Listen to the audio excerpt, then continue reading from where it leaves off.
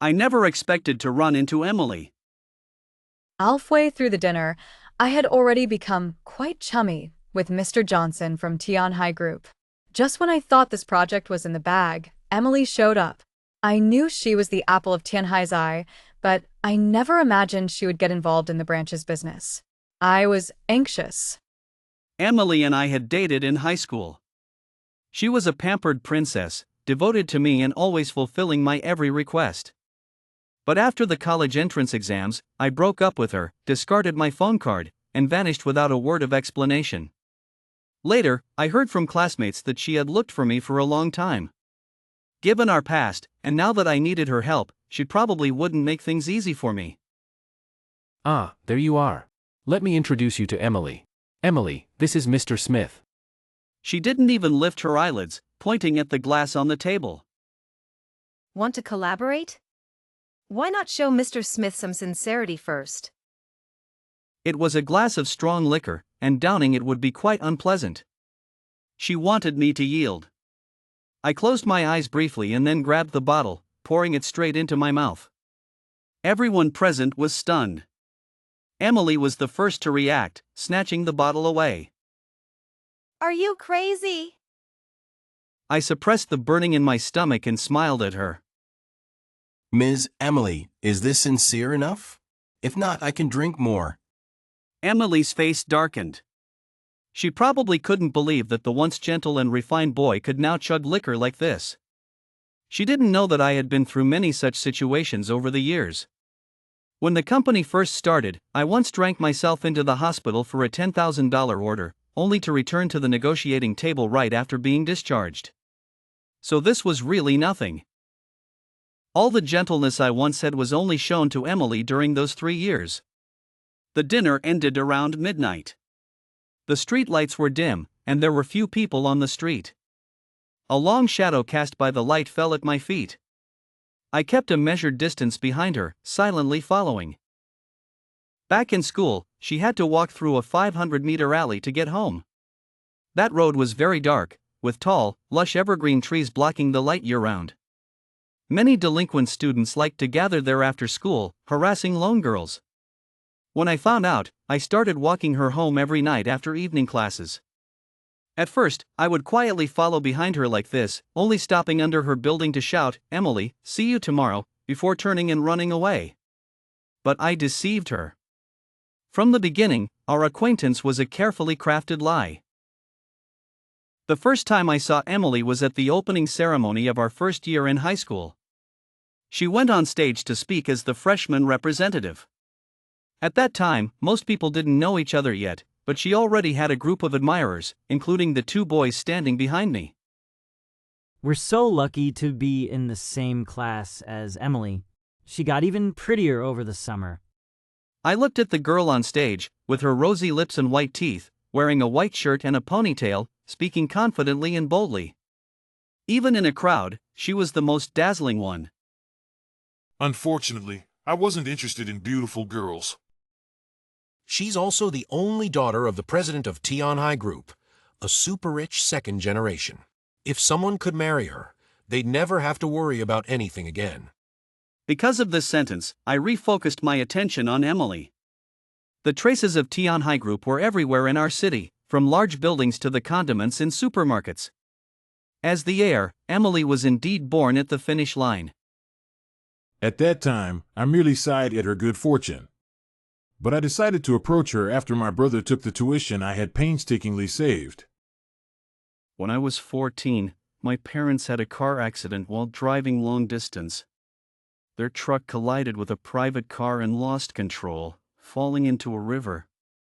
The other driver ended up in the ICU, and my parents passed away on the spot. The police investigation revealed that my father had changed lanes illegally, making us fully responsible. My brother sold the new house our parents had bought 2 years earlier to pay off the debt, and we moved back to the old house. It was an old-style apartment with no elevator, and the exterior tiles were falling off, making it look very shabby. With no savings and no income, we lived from hand to mouth. My brother, 5 years older than me, was a loafer who lay on the broken sofa every day, cursing the other driver's family. I ignored him. Bro, it's just you and me now. Don't worry, I'll take care of you. I believed him. Damn, I was so naive. He started staying out, and when I asked what he was doing, he wouldn't say. But he did give me some money for living expenses from time to time, so I let my guard down.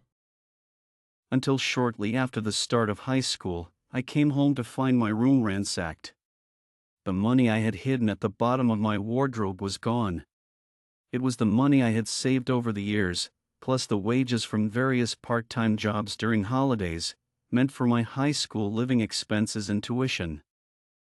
He disappeared with my money and his belongings, leaving only a note with his scrawled handwriting saying he had borrowed it and would return it when he made it big. Ha! Dream on, you loafer! I was furious and wanted to tear him apart, but life had to go on.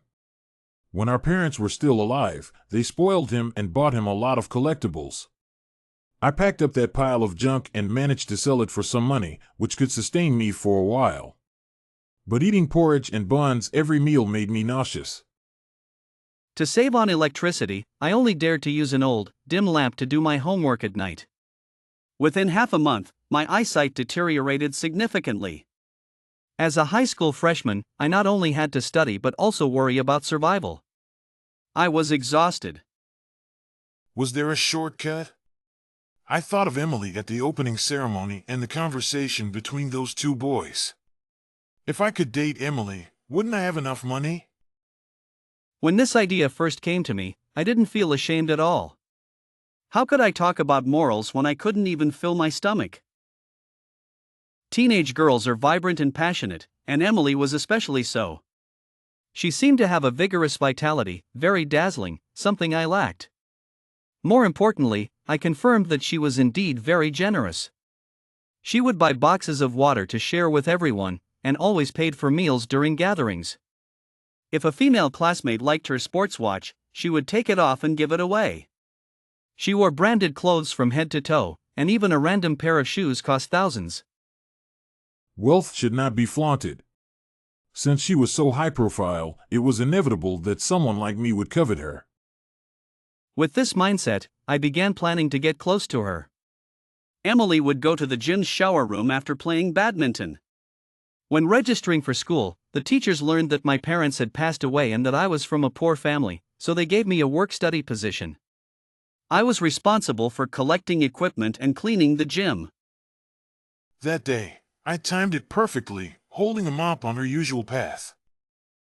I waited at the corner, and when she approached, I stepped forward. She couldn't dodge in time and collided with me, losing her balance and falling on top of me. Oh my gosh, I'm so sorry. Are you hurt? It's okay. I didn't notice either. I pretended to be uninterested in her, bending down to pick up the fallen mop. Suddenly, a sharp pain shot through my right ankle, and I almost fell again. Are you hurt? Let me take you to the infirmary. No need, I'll be fine after a rest. I haven't finished mopping yet, I can't leave. She was silent for a moment, then picked up the mop. Half a minute later, she said, It's done, let's go. The floor looks worse now. The infirmary was next to the gym, and it was dinner time, so there were few people around. Occasionally, one or two of Emily's badminton friends passed by, teasing. Emily, are you on a date? No, mind your own business. To James, they're just joking. They won't spread rumors. I know. Thought, filling my stomach is the most important thing, who cares what others say? The school nurse diagnosed a mild ankle sprain, sprayed some medicine, and advised. No strenuous exercise or long walks for half a month. Leaving the infirmary, I was ready to say goodbye to Emily, but she spoke first. Wait for me. As if afraid I would sneak away, she handed me her backpack before running off. She returned with a bicycle. Get on, I'll take you home. It's no trouble. James, why do you always refuse me? The doctor said you can't put weight on your right foot now. It's my fault you got hurt, I have to take responsibility. Suddenly changing tone, hurry, get on, Mr. Brown is coming. Mr. Brown was the school dean, known for disapproving of boys and girls being alone together. Thinking of this, I quickly climbed onto the back seat, abandoning my plan to resist. In the evening breeze, Emily took me through the streets and alleys, slowing down noticeably later, as she was a girl after all. I moved my right foot, still in pain. However, intentionally straining my ankle had advanced my plan to get close to her, so this pain was nothing. After I hinted that no one at home could pick me up from school, Emily immediately took on the task. But I was still worried, as we lived in opposite directions, and she had to cross half the city to get to me. Fortunately, the next morning, as I hopped downstairs, I saw her waiting at the door. Good morning, James. I'm here to pick you up. Emily even brought me breakfast, milk, and a sandwich. I couldn't remember the last time I had such food. I secretly swallowed my saliva but kept a calm face. How much? I'll pay you. This is my compensation for causing you to get hurt. What, you don't accept my apology? In fact, I had no money in my pocket. Her words gave me an out, and I changed the subject. Did you change your bike? No, the one yesterday was borrowed. The back seat was a bit low, and I saw you were uncomfortable, so I bought a bigger one. Come on, try it. Given her family background, she usually had a car to take her to school and didn't need to ride a bike. Now she had bought a bike for me. I wanted to tell her that I could also sit in a car with 4 wheels. As she said, the bike seat was much higher, and I no longer had to bend my legs uncomfortably while eating the breakfast she bought. Maybe it was the feeling of not having to go to class hungry that made me more eager to make her my long-term meal ticket. But my foot would eventually heal, and I had used this excuse long enough. If I continued, my intention to get close to her would be too obvious. So, after school that day, I didn't get on her bike. I stomped my right foot on the ground. My foot is healed. You don't need to trouble yourself to pick me up anymore. I abruptly ended the tacit understanding we had for nearly half a month. The get-on she had in her mouth was swallowed, and her face was full of disappointment. I pretended not to notice her feelings and took out a black woven bracelet from my bag. I made this myself. It's not worth much, but I want to thank you for picking me up and bringing me breakfast these days. In fact, I had hardened my heart and spent $2 at the grocery market across from my house to buy it. I didn't know how to make things that girls liked. There's a saying that objects trigger memories of people. I just wanted her to think of me whenever she saw this bracelet. Life returned to normal, as if nothing had changed. However, James knew that during breaks, Emily would deliberately take a detour past their class, searching for his shadow in the crowd. When playing badminton, she would occasionally glance towards the gym. After school, she would even secretly follow him. For instance, right now, she was 5 meters behind me.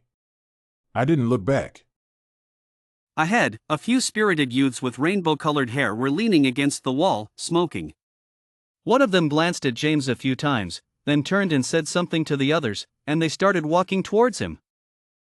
What do you want? Go away, or I'll call the police. The rainbow-haired boys were startled by her sudden appearance and exchanged glances. Perhaps they thought it wasn't worth it and retreated to their original spots. In situations like this, either run or shout. Why did you just stand there? I was scared and didn't react. After acting for so long, lies had become second nature. In truth, James wasn't afraid at all because John used to be one of them and even became the second in command of the gang in Tunghua Alley. Although he had changed paths over the years, as they say in martial arts novels, even if a person leaves the scene, their legend remains. When I first started high school, he secretly showed my photo to this group of troublemakers and told them, "This is my brother. Look out for him." So these people probably just wanted to say hello. But Emily didn't know that. Using this as an excuse, she started walking him home every day, keeping a considerate distance to avoid gossip from classmates. However, that distance gradually shortened. Finally, just as James' patience was wearing thin, she stood in front of him, her cheeks flushed, stammering for a while before closing her eyes and saying, James, do you want to be my boyfriend? My goal was achieved. After starting a relationship with Emily, she would always buy him breakfast and snacks. When she accidentally saw that his lunch was just egg drop soup with rice, she directly added 3 years' worth of meal money to his meal card. In truth, all I wanted was just these things. But she felt it wasn't enough. After they started dating, her admirers couldn't stand James, especially the small group led by the school heartthrob, Michael, who often caused trouble for him. The school heartthrob, Michael, had reportedly liked Emily since middle school. He led a group of people to corner James in the restroom. You're just a poor guy. You're only dating Emily for her family's wealth, aren't you? I wanted to applaud and praise him for his accurate judgment. With people around, I could only angrily retort, What nonsense are you talking about? I really like her. Before I could finish, a slightly chubby boy with swollen eyes picked up a basin of water and poured it over my head. What are you pretending for? Michael, this guy needs a lesson. Then Michael slapped me and threatened. Stay away from Emily, or I'll make your life miserable. They beat me up, kicked me, and shoved me into a bathroom stall, locking the door before leaving. I clenched my fists so hard that my nails nearly broke the skin of my palms, resisting the urge to kick the door open and dunk their heads in the toilet. I had to hold back, saving them for Emily to deal with. Finally, after school, Emily couldn't find me and searched the entire school before finding me in the bathroom. When she opened the door and saw me, she was frantic and helped me up. James! What happened? It's nothing. They just wanted to scare me. Emily had excellent manners, but for me, the next day, she threw Michael's bag from the 3rd floor in front of our classmates and kicked over his desk. Don't let me catch you bullying James again, or you'll face the consequences. Michael realized he had messed with the wrong person and was terrified. The incident caused quite a stir, alarming Mr. Brown. He called us to his office and pointed at me. So young and already in a relationship, no self-respect. Call your parents. James's parents have passed away. He's the only one left at home. Mr. Brown was taken aback, his finger shifting towards Emily, but he couldn't say anything. Emily's parents had donated a building to the school. What could he do? In the end, he just waved his hand, telling us to get out of his sight. Michael from Class 2 led the bullying. Aren't you going to do something about it? What do you want? Give him a major demerit and record it in his file. On the way out of the office, Emily didn't look too happy. I thought she was still angry about Michael and planned to comfort her, but she suddenly hugged me. What's wrong? You didn't tell me your family was gone. Because it wasn't necessary. I had already gotten what I wanted from her. She thought my silence was due to sadness and gently patted my back. Don't be afraid. You have me now. Such a tender gesture was unfamiliar and uncomfortable for me. I had to suppress the urge to push her away. I wanted to say, what's there to be afraid of? Even when they were alive, I was always alone. I was used to it. Emily started treating me like a son, buying me things like crazy. Whatever others had, I couldn't lack, and even what others didn't have, she had to get for me. During the holidays, she took me to amusement parks. I want to ride that. Seriously? Yes. It turned out I had overestimated myself. When the roller coaster plunged from the highest point, I felt like my heart and soul were being torn from my body, floating emptily in the air. In my fear, I forgot to maintain my fragile persona. Though I was terrified, I gritted my teeth and endured it. If you're scared, just scream. Then she joined in the screaming. I opened my mouth, but the sound seemed stuck in my throat. I couldn't scream. It turns out expressing emotions is a skill I don't have. Finally, we went on the Ferris wheel. It was my first time seeing the city from this angle. The night hid the decay, leaving only the dazzling lights, giving the illusion of a beautiful world. I looked away and met Emily's eyes, brighter than the lights. James, I like you, really like you. Do you like me? A girl's feelings are as intense as the sun and as transparent as crystal, making me feel like a creature from a dark alley in comparison. For a moment, I wanted to confess to her. But I like you too. I think I'll go to hell after I die, really. When we reached my building, it was already dark. Emily said goodbye as usual. I grabbed her hand, twisting my fingers, and softly said, "At home, it's just me. Do you want to come up for a bit?"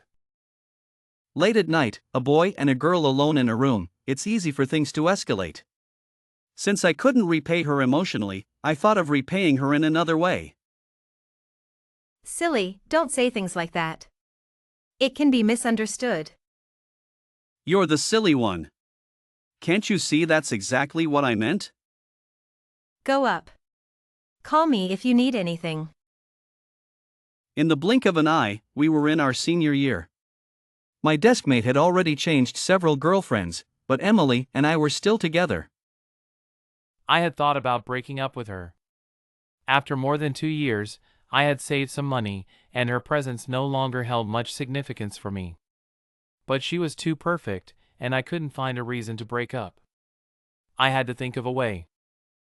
The dinners she queued up to buy for me, I either complained they were too salty or too hot and pushed them aside. She was used to being served by others and had never suffered such grievances. I hoped she would get angry, but she still greeted me with a smile. Exams are coming up. I know you're under a lot of pressure. It's okay, take it out on me. But after you vent, give me back my gentle and understanding boyfriend. After nearly 3 years of dating, she treated me the same as always, but I was tired of pretending to be someone else. I felt frustrated and a bit guilty. Forget it, I'll wait until after the college entrance exams to bring it up. I don't want to affect her exams and deepen my guilt. Besides, with her grades and family background, she would definitely study abroad in the future.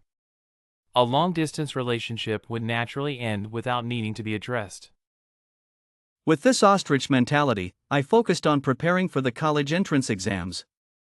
Once the exams were over, everything would end. But then, my long-lost brother returned.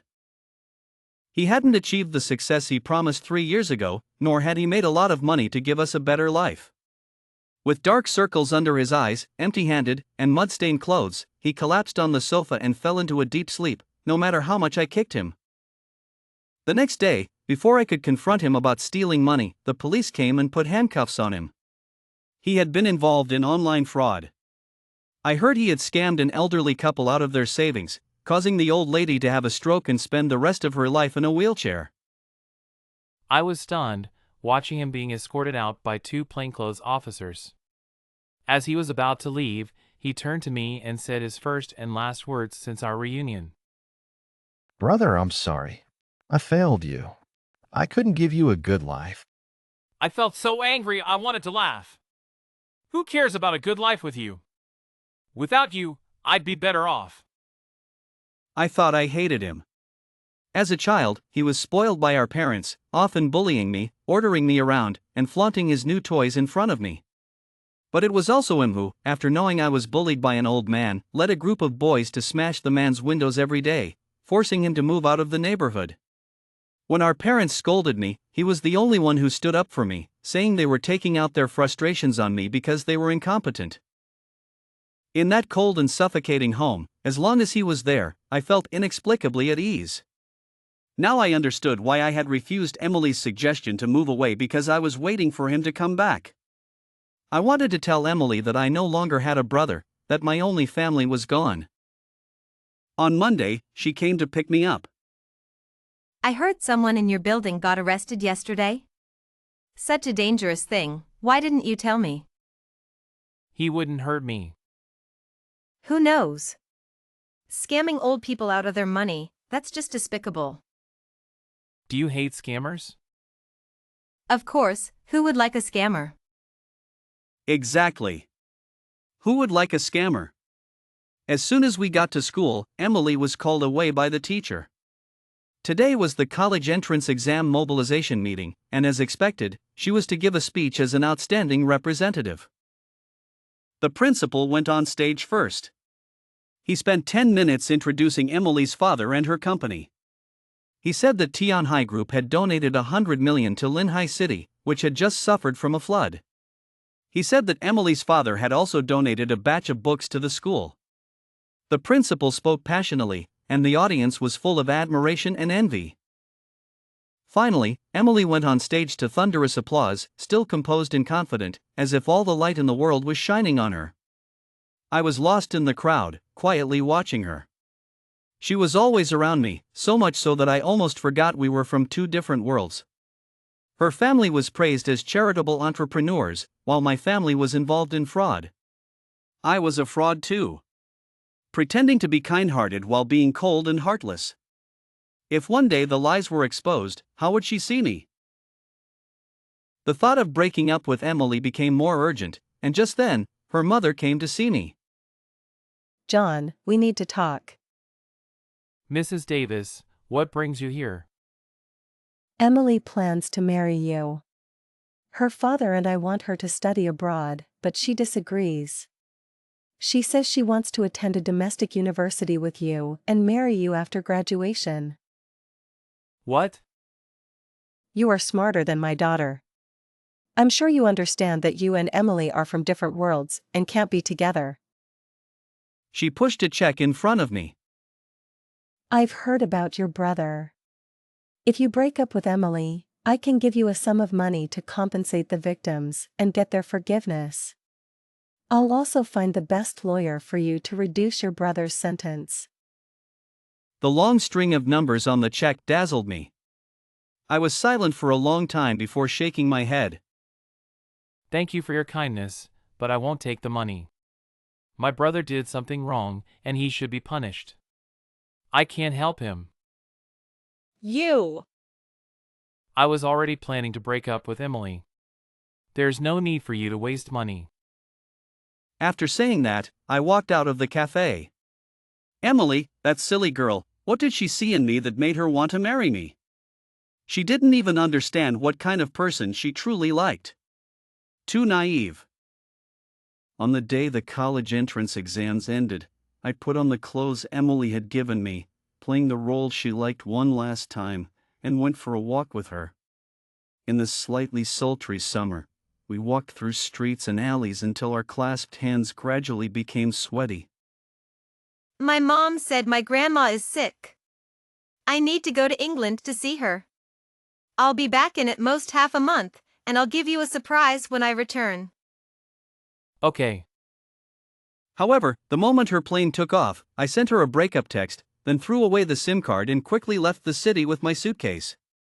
For the last exam, I handed in a blank paper. A person with such a tainted past studying law was truly laughable. As for Emily, her life should be broad and bright, not tied to someone like me. Now everything should return to its proper course. 10 years later, a project brought us back together again. After walking for a long time, I stopped in front of a noodle shop and turned to Emily. We didn't eat much earlier. I'm hungry. Would you like to join me for a meal, Ms. Emily? Without waiting for her response, I went in and ordered 2 bowls of plain noodle soup. The hot soup warmed my stomach, making me feel much better, and I started eating heartily. Emily sat across from me with a cold expression. I'm following you because you owe me an explanation, not to have a meal with you. Don't misunderstand. Misunderstand what? That you still have feelings for me? I'm not that charming. As for an explanation, I can't give one. Let you believe that the loving, kind James really existed. It was just a youthful romance. We broke up when the feelings faded. There's nothing to explain. What do you want to hear, Ms. Emily? James, you're something else. Do you think I would still cling to you like before, treating you like a treasure? I wouldn't dare. I know you have high standards, Ms. Emily. You must have been blind to have liked me back then. You've long since come to your senses. I will do my best to secure the project with Lucas, so if I get in your way, please bear with me. Emily left in a huff. The bowl of noodles in front of her remained untouched and had gone soggy. Actually, I didn't want to be around her either. During those 3 years of our relationship, Emily gave me many gifts. After we broke up, I sold them all and used most of the money to compensate the elderly couple my brother had deceived. I used the remaining money to go south, where I studied software development and met Anna. 4 years ago, we returned to South City and founded Haofeng. The entrepreneurial journey wasn't easy. At our lowest point, we had less than 3,000 yuan combined in our accounts, unable to even pay rent, sharing a single bowl of instant noodles. Fortunately, after years of hard work, our studio survived, and we've made a small profit in the past 2 years. Perhaps when you're no longer hungry, your conscience grows back. Every time I think about deceiving Emily, I feel a pang of guilt. Now, I just want to repay the money I took from her and sever all ties. So, I can't give up on this project. Lucas specialized in game development and had created many popular games over the years. Recently, they were developing a large-scale competitive mobile game. To save costs, they planned to outsource several scenes. Anna and I, along with the company employees, pulled several all-nighters and finally caught up with the demo presentation. Emily was there that day, standing upright, her hair neatly tucked behind her ears, looking very indifferent. I was on high alert, worried she might deliberately make things difficult. But she didn't. Throughout the entire presentation, she didn't even glance at me more than necessary. After asking a few questions, she discussed them with her assistant. Her professional attitude was commendable. I had put a lot of effort into securing this project. Conducting market research, analyzing similar products and user feedback, and carefully studying several of their company's hit games to ensure the demo matched their company's style while also offering innovative points. From the expressions of those present, I could tell we had secured the project. Anna went to sign the contract as our representative, while I waited in the reception room. This was the 25th floor. Through the floor-to-ceiling windows, I could see the varying heights of the buildings, and I inexplicably thought of the Ferris wheel at the amusement park years ago. So much time had passed. Is that woman your new girlfriend? She looks average. Emily's voice suddenly came from behind. She misunderstood my relationship with Anna, but I didn't plan to explain. In the meeting room, I had noticed that she and her assistant were wearing matching bracelets. Her preferences hadn't changed. The bracelet I gave her for $2 back then, she wore for 3 years. After we started dating, she even forced me to make another one as a couple's bracelet. After moving several times, I had long lost track of my bracelet, and she had a new one. Actually, this was quite good. We should both move forward. I know her well enough, I don't need outsiders to judge. Please, Ms. Emily, focus on yourself. As we brushed past each other, she grabbed my arm, frowning. How did you become like this? You're nothing like the gentle James the First, remember. For some reason, my heart clenched, a faint pain. Have you ever thought that maybe this is the real me? All the gentleness I once had was only shown to Emily during those 3 years. The dinner ended around midnight. The street lights were dim, and there were few people on the street. A long shadow cast by the light fell at my feet. I kept a measured distance behind her, silently following. Back in school, she had to walk through a 500-meter alley to get home. That road was very dark, with tall, lush evergreen trees blocking the light year-round. Many delinquent students liked to gather there after school, harassing lone girls. When I found out, I started walking her home every night after evening classes. At first, I would quietly follow behind her like this, only stopping under her building to shout, Emily, see you tomorrow! before turning and running away. But I deceived her. From the beginning, our acquaintance was a carefully crafted lie. John had just been released from prison. That day, I drove to pick him up. I hadn't visited him even once in the past 10 years. When we met again, there was a sense of unfamiliarity between us. Hungry? Let's go, I'll take you to eat. He realized he had no money and his smile froze on his face. Let's go, my treat. For someone who had been confined for 10 years, sudden freedom felt like a dream. During the meal, he couldn't hold back, tears fell into his food, and he finally broke down sobbing. I let him vent and handed him a tissue. Our company needs a driver. If you're willing, you can get a driver's license. I'm willing. Don't worry, I won't cause you any more trouble. Over time, his rebelliousness faded, worn down by reality. Watching him eat so cautiously now, I felt a lump in my throat and tried to lighten the mood. Remember when you stole my money and I sold your collectibles? Let's call it even. He was stunned for a moment and then burst out laughing. You sold my precious collectibles? Are you itching for a fight? We both couldn't help but laugh, and the long-standing barrier between us seemed to collapse instantly. Welcome home, brother. After finishing a project and receiving the final payment from Lucas, I went to Emily's house again. She looked much better than the last time I saw her, lazily leaning on the couch in loose home clothes. I sat across from her and opened the document folder, revealing an old notebook and a check. I've kept a record of every penny you spent on me during those 3 years. Consider it a loan.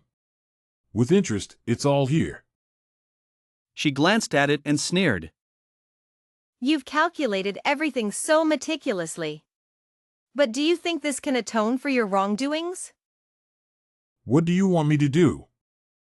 You've repaid the money you deceived me out of, but you should also repay the emotions you cheated. How? We dated for 3 years, and after our breakup, I thought about you for 10 years. You wasted so much of my time, so with interest, you owe me 20 years. I stared at her, dumbfounded. What are you talking about? For the next 20 years, you can't leave me. You must be at my beck and call, just as I was for you. Don't you have a boyfriend? Aren't you afraid he'll have an opinion? Emily's face flushed with anger. He's my cousin. He was just pretending to be my boyfriend to see your reaction. But you didn't care, and it made me sick with anger. I felt a complex mix of emotions and glanced at her wrist. The bracelet I saw last time was gone, and I felt a secret joy. But still. I told you, the person you knew as James was a facade. The real me, you wouldn't like. For 10 years, no other man has moved me like you did. When I heard you didn't leave because of another woman, I was overjoyed. Can you really say those 3 years were all an act? No, they weren't. After the breakup, I realized my feelings for her through countless dreams. I was scared because she was the only one who genuinely loved me. James, I've missed you. The long-standing barrier in my heart melted away. Aren't you afraid I'll deceive you again? She threw herself into my arms. I've already been deceived by you. If you want my life, take it. Has anyone told you that you're hopelessly romantic? I'm proud of it.